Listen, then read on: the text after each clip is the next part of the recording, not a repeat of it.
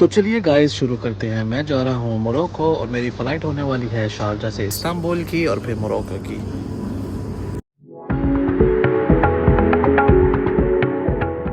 तो guys boarding clear करने के बाद हम आ चुके हैं अपने प्लेन के अंदर। तो चलें अपनी सीट की तरफ चलते हैं। हमारी जो सीट है उसका नंबर है 22A और हमें अपनी सीट मिल चुकी है। तो अब यहाँ से हमारा सफ़र शुरू होता है। हेलो, तो चलिए शुरू करते हैं।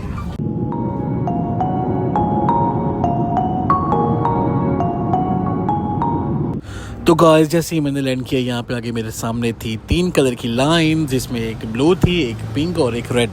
तो मैंने फॉलो करना है ब्लू वाली को, जो कि हमें इंटरनेशनल पासपोर्ट्स वालों के लिए है, और जो रेड है वो यहाँ के लोकल्स के लिए है।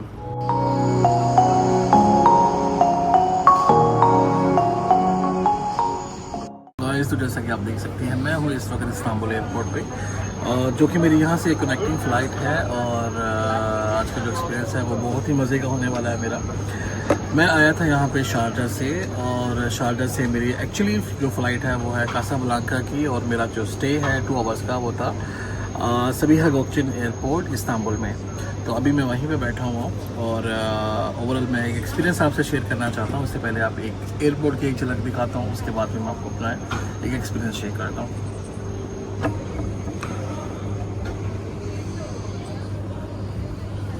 ये है ड्यूटी फ्री एरिया एयरपोर्ट का।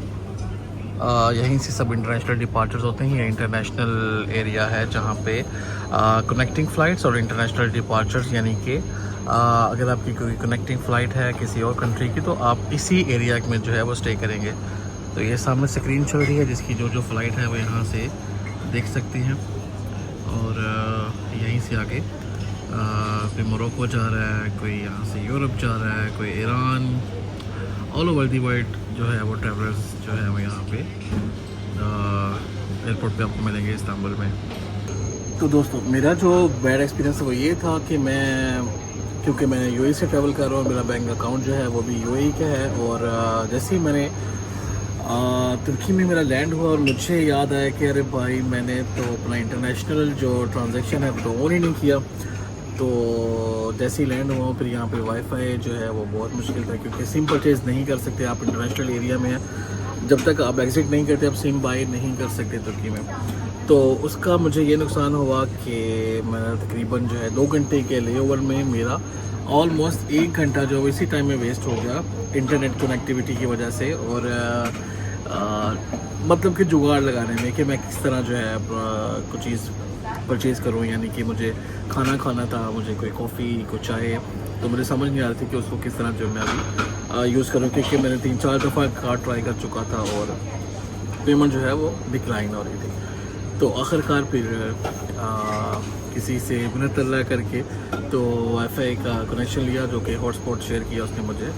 और वाईफाई तो ले लिया मैंने, लेकिन मुझे यहाँ की प्राइसेस का अंदाज़ा नहीं था, जो कि मुझे यहाँ पे कार्ड एक्टिव करने के बाद जब मैं शॉप पे गया तो मुझे पता चला कि एक कोल्ड ड्रिंक भी अगर आप बाई करते हैं तो वो भी ऑलमोस्ट यानी कि पेप्सी 250 जो ml होती है वो अराउंड कॉस्ट करती है 23 दिरहम्स की।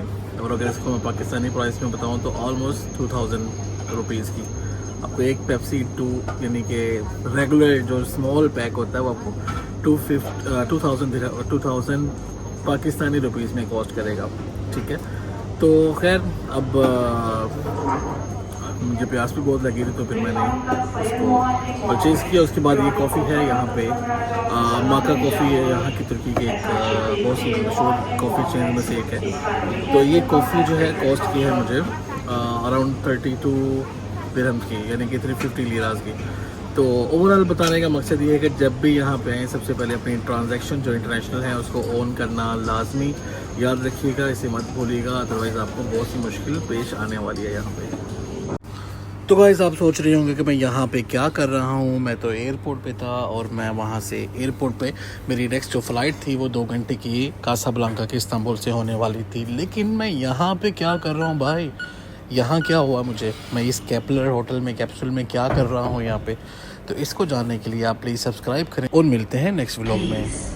This is the last call for passengers booked on Pegasus Airlines